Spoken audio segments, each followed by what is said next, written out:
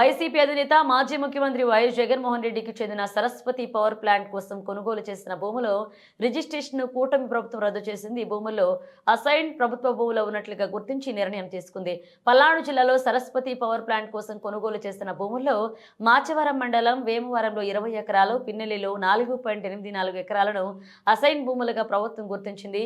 Saraswati power కోసం కొనుగోలు చేసిన భూముల్లో అసైన్ భూములు ఉన్నట్లుగా గుర్తించిన మాచవరం తహసీల్దార్ క్షమారాణి ఈ విషయమై కలెక్టర్కు నివేదిక ఇచ్చారు. ప్రభుత్వ భూములను తప్పుగా రిజిస్ట్రేషన్ చేశారని, ఆ దస్తావేజులను రద్దు చేసేందుకే అనుమతి ఇవ్వాల్సిందిగా కోరారు. కలెక్టర్ అనుమతితో నిన్న మొత్తం 24.85 ఎకరాల అసైన్ భూములను రద్దు చేసినట్లుగా క్షమారాణి వెల్లడించారు. పల్నాడు జిల్లాలోని చెన్నాయపాలెం, వేమవరం, పిన్నెల్లి, తంగెడ గ్రామాల్లో మొత్తం 1250 ఎకరాలను సరస్వతి పవర్ ప్లాంట్ యాజమాన్యం కొనుగోలు చేసింది. అయినప్పటికీ ఆ భూముల్లో ఎలాంటి నిర్మాణాలు చేపట్టలేదు. ఆ భూముల్లో అటవీ అసైన్ భూములు ఉన్నాయని పెద్ద ఎత్తున ఆరోపణలు వచ్చాయి.